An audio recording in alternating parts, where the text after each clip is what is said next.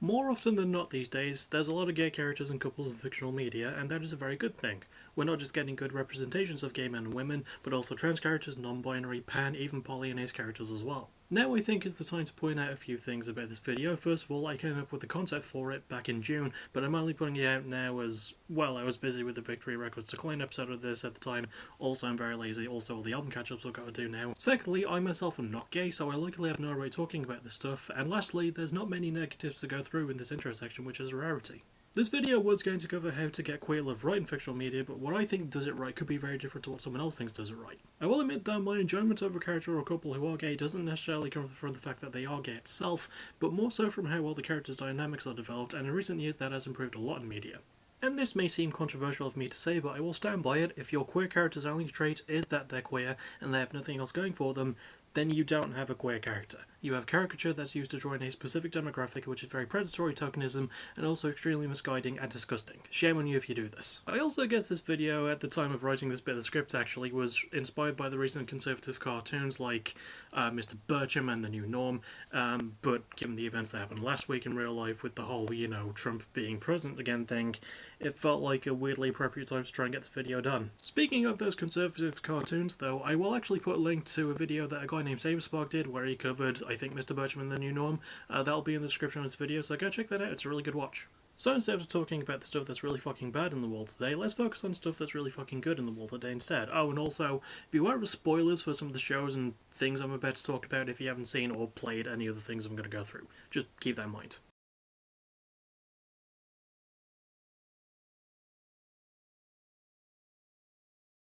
I guess that this is the bit where I cover the layout of the video. In segment 1 we'll talk about queer characters and couples in video games, part 2 will cover animated shows, and part 3 will cover live action shows. No movies here sadly, as I don't watch as many movies as I used to, but I'll shout out 2014's Pride as it's a really fucking good movie in general about a truly heartwarming actual real life story that basically formed Pride Month as we know it. So let's talk about my favourite example of a gay couple in a video game, as well as one that I misunderstood at first, that being Parvati Holcomb and Ginley Tennyson in the game The Outer Worlds. I say misunderstood because at first I thought it was just a nicely written lesbian relationship between the two, but then last year I did a 30-day video game challenge where these two were my favourite couple in a video game, beating Jackie and Jenny from The Dark Swan. And when I was looking more into their relationship, I discovered that Parvati was actually asexual, and looking back I think I can sort of see it, especially as Parvati's attraction isn't driven by Ginley's physical appearance, but more to her personality. Parvati is asexual, but is apparently still biromantic, and it's just so sweet, and it's a well-written payoff for what is a side story to make Parvati a stronger party member in the game. I started it to make her stronger, yes, and I kept it going because I was so invested in how she and Julie interacted, and it all just made me so damn happy when they got together at the end. Real quick though, let's go through a couple of the smaller examples, starting with Mortal Kombat X, still the go-to of MK games for me personally. In this game, we're introduced to a lot of new characters here, notably the Combat Kids, which includes Johnny Cage's daughter Cassie, Kenshi's son Takeda, Jax's daughter Jackie, and of course Kung Jin, the younger cousin of MK stalwart Kung Lao. When you play Kung Jin's chapter in the main MK story, it's subtly hinted that he ran away from the Lotus Temple because he was afraid that they wouldn't accept him because of how he is. Raiden, in this case being a literal-based god, tells Kung Jin that he shouldn't be ashamed and that the monks at the temple will accept him regardless of who he chooses to love. Again, that level of writing was in a Mortal Kombat game at one time, just remember that. Another smaller example is in Psychonauts 2, that being the couple of Helmut Fullbear and Robert Zanotto. Unlike how most gay relationships are portrayed, this one is a pair of sweet old men who've been together for a long time, even being shown to be married at some point. But Helmut died and his body got lost, which causes Robert to suffer a horrible breakdown where he became a recluse, so that leaves you playing as Raz to guide Helmut's brain to recovering his memories and being put into a new body, and thankfully Helmut and Robert get back together to start over. I know I made it sound weird, but the Psychonauts games are weird, and in this case, genuinely heartwarming.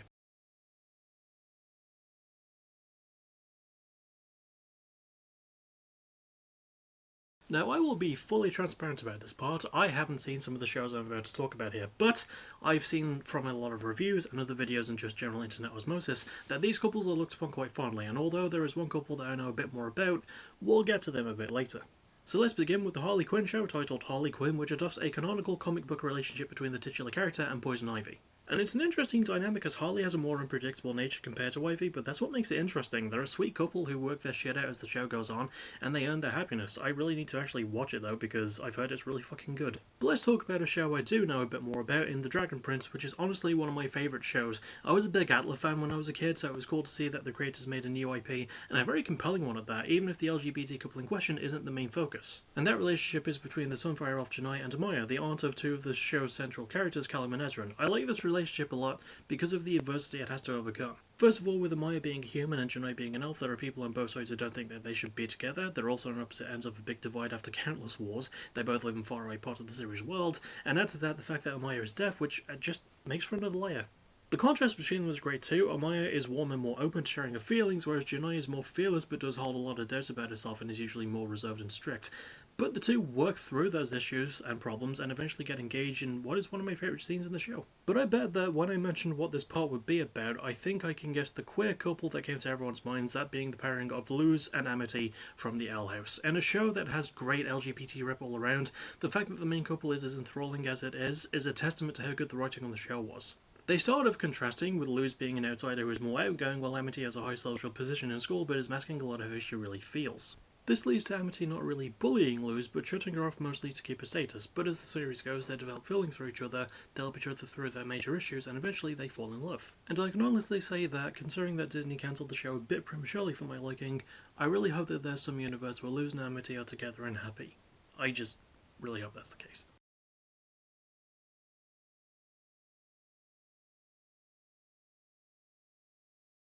It may sound weird, and I may even be misremembering, but I think the first show I watched that actually had sort of successful gay relationships was Glee. I mean, it makes sense as show creator Ryan Murphy is gay, and as much as I like the cast relationships with each other, what may be the best couple is that of Kurt Hummel and Blaine Anderson. It had its ups and downs like every other relationship in the show, but they got a happy ending and even got married by the end. I need to actually finish watching it though. Another show I haven't caught up with in ages that also has a bunch of great relationships is Modern Family. I really love most of the romances in the show, but I think everyone's favourite was that of Cam and Mitch. Unlike most I've gone into for this video, their relationship is pre-established, but seeing how they interact is wonderful, and I have to admit, the scene where they finally kiss on screen for the first time is one of the most heartwarming things ever. It's just really lovely. And second to lastly, one of my favourite sitcoms, Will and Grace, but I liked how it doesn't inherently focus on the two key characters in the show, Will and Jack. It more so focuses on their relationships with Grace and Karen and with each other, and while this show came out before Glee did, it was just nice to have a show with positive, if stereotypical gay representation, and Jack and Will both get happy endings, as do Karen and Grace. It's just nice. But if we're going to go over positive gay representation, we can't do it without talking about one of the best seasons ever and one of the best shows ever in my opinion.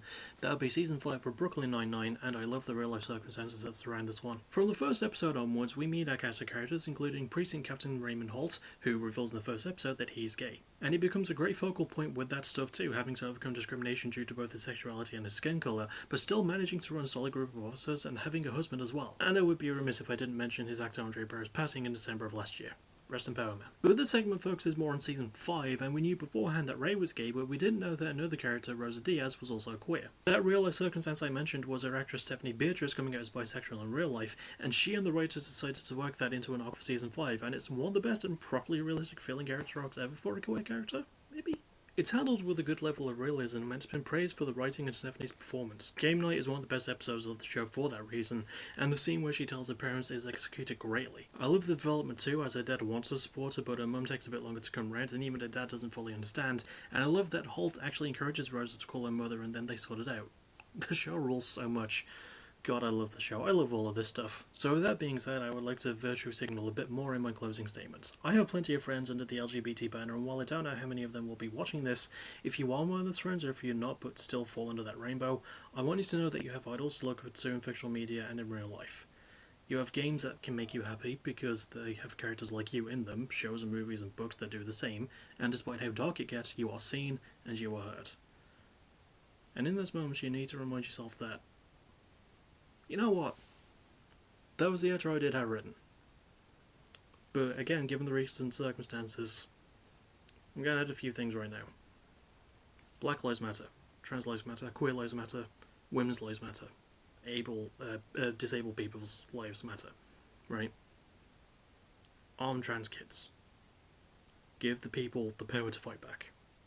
In the States. Don't let them fall under another horrible regime. Don't let Trump win. Even though he already is going to be in the seat of power, don't let him feel like he's won. And maybe through those circumstances you might realise, maybe it's not all bad. I got a bit real at the end there, didn't I? But I felt like I had to, and yeah, again, this was written back in June, but like, it just took me a while to really get around to posting it because of other shit in the between. I have no clue what the next thing of this is going to be about. I'll just see what comes around whenever I get around to writing it. I hope you all liked it though, because I really do like making these videos for as long as they take me to get done. This is a series I've really started to fall in love with doing. And I hope that if you are a queer person watching this, I hope you've like watched some of the things I brought up or played some things I brought up, and you've seen like the positive representation of it, you know.